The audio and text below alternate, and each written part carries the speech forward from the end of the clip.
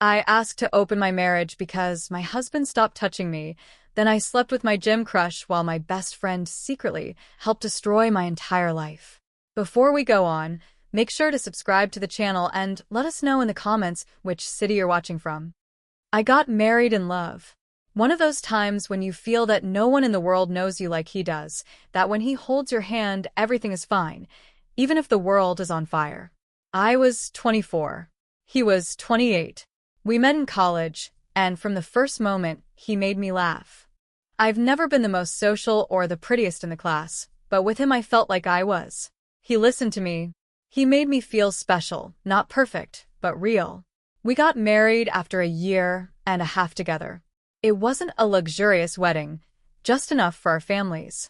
All I wanted was to be with him, share coffee mornings, movie afternoons, nights of caresses. I truly believed that was love. During the first years, it was.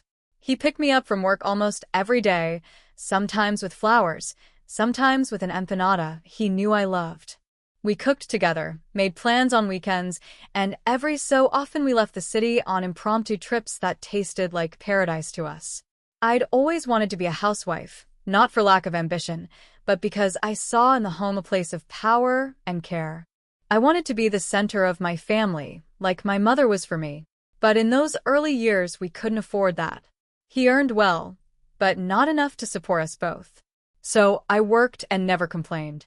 I did it for us, for our future, but love doesn't survive on excuses. After the fourth year, something started to change. He stopped picking me up. He said work had him overwhelmed, that there was a new project, that this would open doors for us. At first it didn't bother me. I understood that sometimes you have to sacrifice, but the absences became the norm. Dinners together became rare, and when he got home, he locked himself in the computer. Tired, irritable, distant. I tried to talk about it. I told him I missed him, that I felt lonely. He answered me with the same script. I'm doing this for us. Every so often he'd go back to the guy he used to be. He'd surprise me with something nice. He'd hug me from behind while I was cooking. And then I'd think it was just a phase, that we'd pass the storm and go back to being the same, but that never happened. With each year, he drifted a bit further away. At 7 years of marriage, I looked in the mirror one morning and didn't recognize myself, not on the outside, but on the inside. I didn't laugh like before anymore. I didn't dream anymore. I only existed waiting for my husband to remember that I was also in the house. And then, one afternoon, he offered me what I'd always wanted. If you still want to be a housewife, I think we can do it now. I got promoted. You can quit your job. I cried with emotion. I thought that was the sign that things were going to change, and they did change. For a few weeks, then, he went back to being the same absent person as always, only now I was alone all day, without an office, without colleagues, aimless. I got up, made breakfast, cleaned, cooked, and waited. Sometimes, I didn't even see him at the end of the day. He'd leave me a message saying he was staying at the office again. And the worst part is that I started to believe him, to justify him, to tell myself that he worked so hard to give us a good life, but love doesn't survive on money alone. And it was right when I was at my lowest point, feeling invisible, that a friend proposed something that would change my life without me knowing it. Why don't you come with me to the gym? It'd be good for you to move a bit, look better, feel better. I didn't know that advice, said with good intentions, would be the spark that'd ignite a fire I still haven't recovered from, because that's where I met the man who's going to push me into the abyss. I met him on a random afternoon. I was adjusting a leg machine, and I couldn't understand how it worked. He approached smiling and explained without condescension. He had that kind of contagious energy that makes you feel light, as if the world wasn't so heavy. At first it was just courtesy. A greeting, a casual question, some shy laughter, but every day we talked more. He remembered details about me, what music I liked, what part of my body hurt after training, even how I liked my coffee, and the more attention I got from him, the more I noticed how absent my husband was. My daily routine, previously empty, started to revolve around that gym guy. I dressed up more, smiled more, felt desired. We hadn't crossed any lines yet, but just thinking about it made me feel guilty and excited at the same time. My friend, the one who'd taken me to the gym, noticed everything. She smiled knowingly, but there was something in her eyes, a kind of spark I couldn't decipher at the time. One afternoon, while we were changing, she dropped it. "Hey, is something going on between you and him?" I lied. "We just talk. It's nice. That's all." Well, if someday you want something more, there are couples who do it, you know? They open their relationship. As long as there are agreements, everything goes well. It doesn't seem so crazy to me. Her comment kept echoing in my head for days, and then, without thinking too much, one night while we were having dinner, I dropped the bomb. "What did you think if we opened our relationship?" My husband looked up as if I'd told him I was going to kill someone. "What?" "I don't mean it in a bad way. It's just there are couples who do it.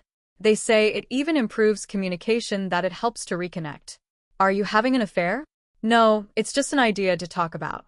I just feel disconnected. And if you don't have time for me, maybe we could think of alternatives." He left his fork on the plate. "This is crazy. I'm not sharing you with anyone." And he sank back into his cell phone as if I wasn't there. I didn't bring up the topic again that week or the next, but the idea was already there, growing like ivy in my thoughts. Every time he canceled a dinner, every time he stayed late at the office, every time he told me, "Not today, I'm very tired," the idea got bigger, more justified, more inevitable. I mentioned it again one night when I found him asleep on the couch with his laptop open. I spoke softly to him. I told him I felt lonely, that I needed more, that maybe we should consider something different, that I didn't want to cheat on him secretly, that I loved him but I wasn't happy. He just muttered, "Do what you want," and went to the bedroom. I stayed sitting, freezing, with the feeling that that had been a yes.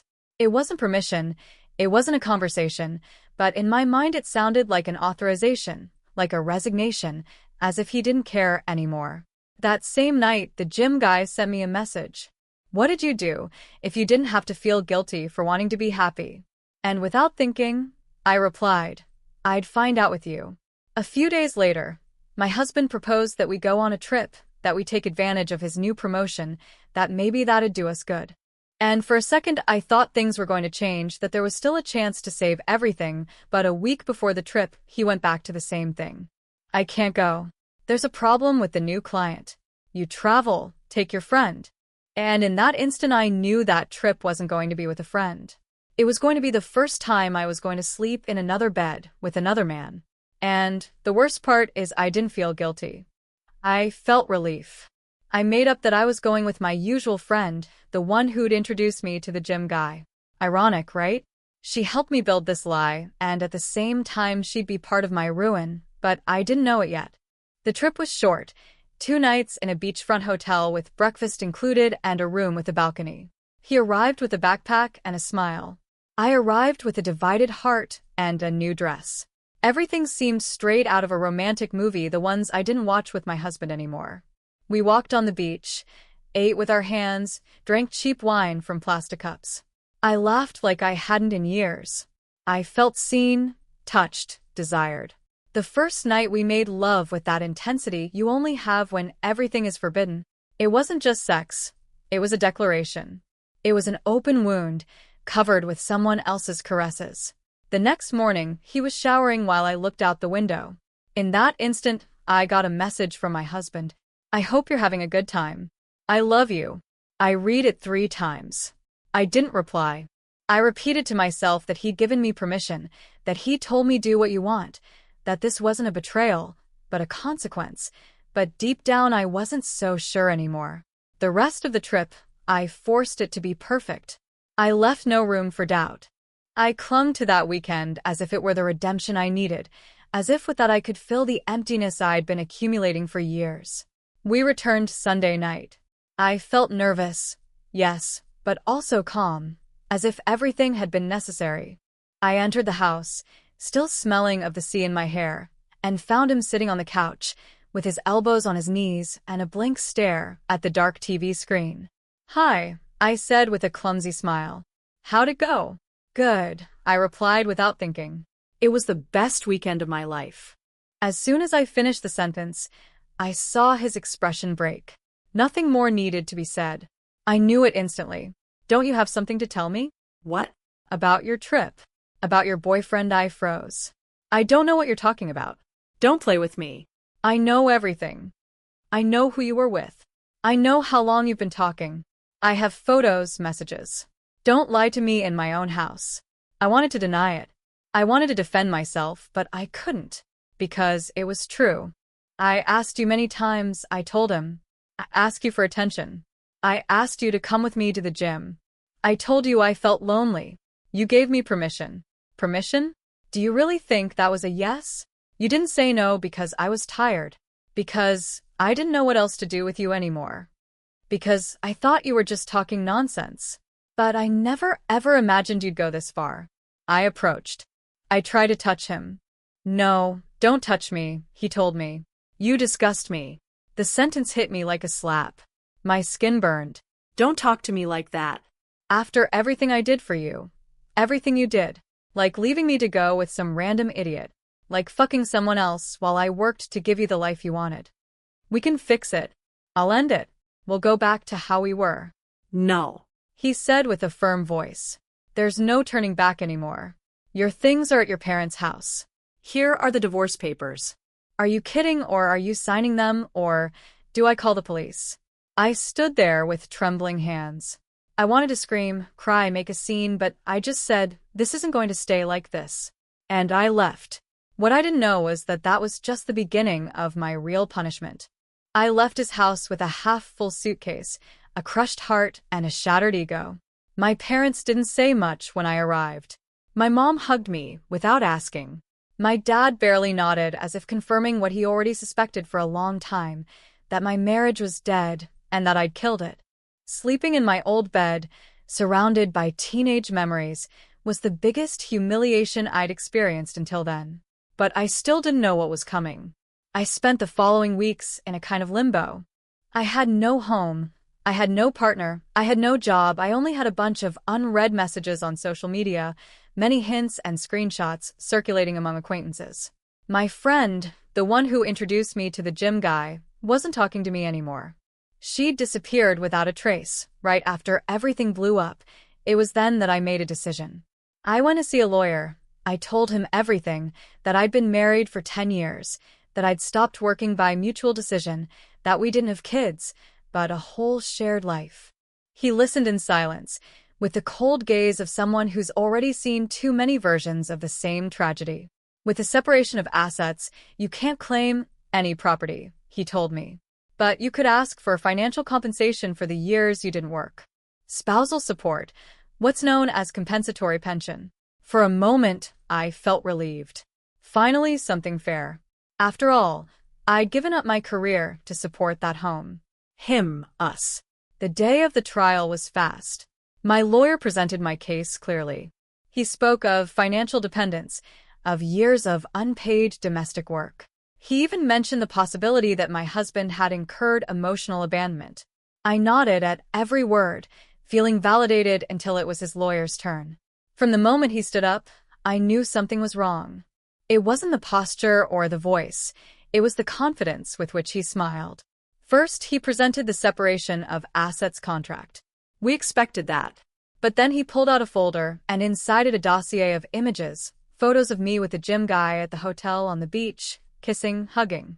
Some were screenshots of private messages, others videos taken from afar. I lost my breath. How'd he gotten them? Who'd been watching me? The answer came immediately. All this evidence was provided by Mrs. My Friend's name, direct witness of the infidelity. She confirmed that the lady present here maintained a parallel relationship before formalizing the divorce. My world collapsed. Her, my friend, the one who encouraged me to train, the one who introduced me to the guy, the one who told me, do what makes you happy. She'd handed it all over. She'd sold my betrayal as a legal spectacle. My lawyer tried to respond, but there wasn't much to do anymore. There was plenty of evidence. The judge closed the session in a matter of minutes. I left the courthouse empty-handed, without support, without compensation, without dignity. That night, I opened my cell phone. I had a notification. My friend had uploaded a photo of me with the gym guy with a phrase that said, "You have to be really stupid to ruin your life for a nice body. Some girls don't understand their place," she tagged me. The post had hundreds of comments. Laughs. Mockeries.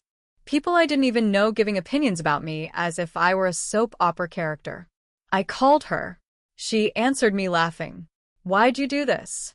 Do you really not know? She said with a mocking voice. I introduced you to him because I liked him.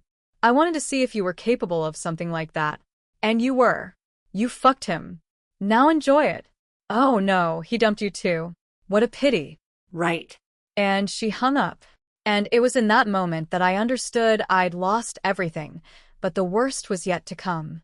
I never thought my fall was going to be so complete that a bad decision would become an unstoppable avalanche. But there I was, without a husband, without a house, without a lover, and now, without a friend. I spent days without leaving the room. I slept badly, ate less, and when I looked in the mirror, I didn't recognize myself. The woman who was once happy, who dreamed of building a home, had become just another meme. A walking warning of what happens when you don't know how to value what you have. But the universe still had one last humiliation reserved for me. One afternoon, I went out to do some shopping. I kept my head down at all times, as always. I didn't want to run into anyone. I didn't want to hear comments or whispers or see mocking looks. But I saw him from afar in the same coffee shop where my husband and I used to go on Sundays.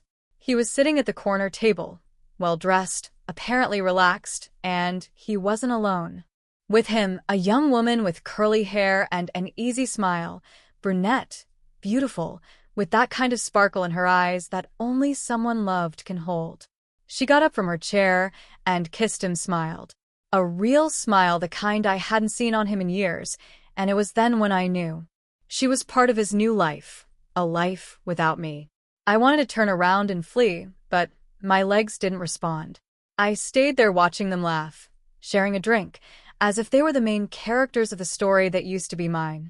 I hid behind a column trembling, not out of jealousy, not out of envy, out of the harsh realization that I didn't exist in his world anymore, that I'd gone from being his everything to being nobody.